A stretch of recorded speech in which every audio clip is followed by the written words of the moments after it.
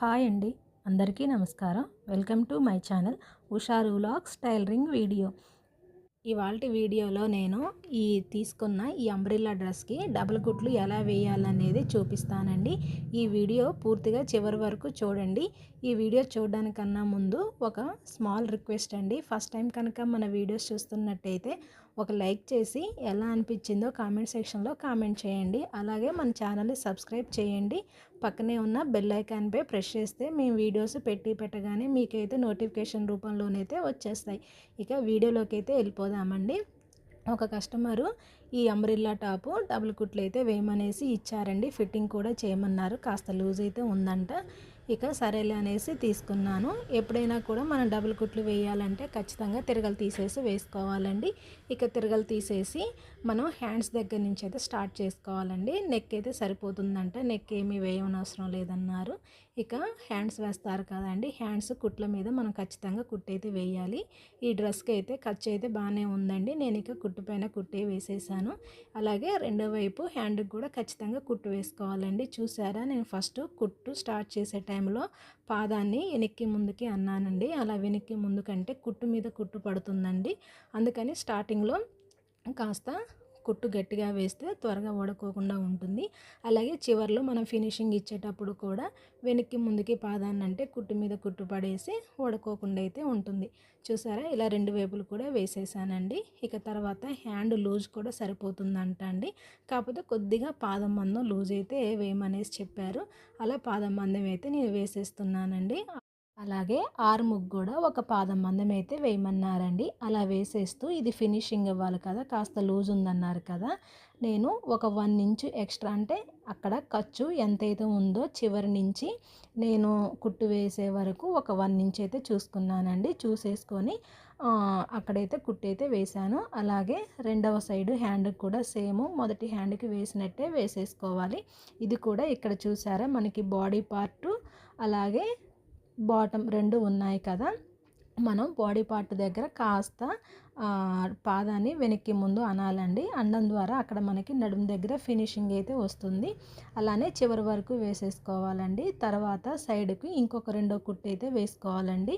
వేసేసి అక్కడ కూడా కాస్త మనం 1 ఇంచ్ పెట్టాం కదా, 1 ఇంచ్తోనే అయితే మనం అక్కడ కుట్టు అనేది వేసేసుకోవాలండి. అలా వేసేసి నేను అక్కడితోనైతే స్టాప్ చేసేసాను. ఇక రెండో సైడ్ కూడా సేమ్ అలానే కుట్టు అయితే వేసేసుకుంటున్నానండి. దీనికి కాస్త ఖర్చు ఉంది కనుక రెండో కుట్టు అయితే వేసేస్తున్నాను. ఇక్కడ మనకి టాపు బాటమ్ జాయింట్ ఉంది కదా, అక్కడ జాయింట్ ఉన్న దగ్గర అయితే వేసేసుకుంటున్నాను. ఈ టాప్కి వీళ్ళు పాకెట్ ఇచ్చారండి. కాస్త జాగ్రత్తగా చూసేసుకొని పాకెట్ ఉన్న వైపు కుట్టు అయితే జాగ్రత్తగా వేసేసుకోవాలి. అలా చివరి వరకు కూడా వేసేసుకోవాలి.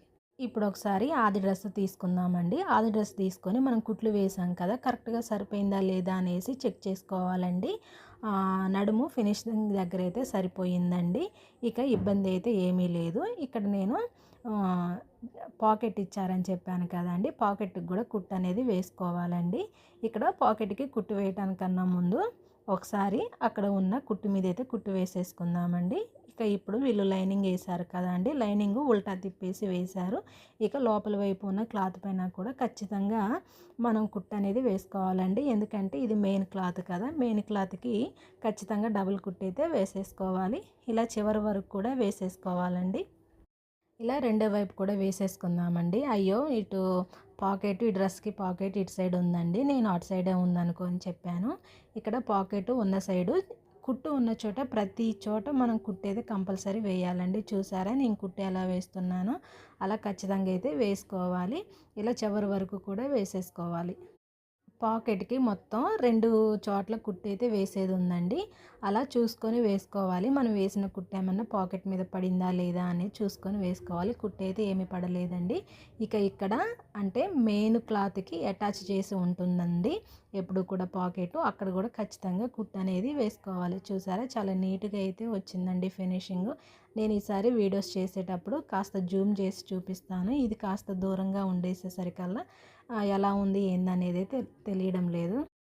ఇప్పుడు బాడీ పార్టు అలాగే బాటమ్ పార్ట్ కూడా రెండు కూడా జాయింట్ వేశారు కదా అండి, ఆ జాయింట్ మీద అయితే మనం ఖచ్చితంగా కుట్లు అనేది వేసుకోవాలండి. ఒకవేళ మనకి ఉల్టా తీసినా కూడా ఆ క్లాత్ ఖర్చు అనేది కనిపించకపోతే వేయనవసరం లేదు. కాకపోతే మనం ఉల్టా తిప్పేసినప్పుడు ఖర్చు కనపడుతుంది కనుక ఖచ్చితంగా అయితే వేసుకోవాలండి. ఫ్రంట్ బ్యాక్ రెండు సైడ్లు కూడా వేసేసుకోవాలి.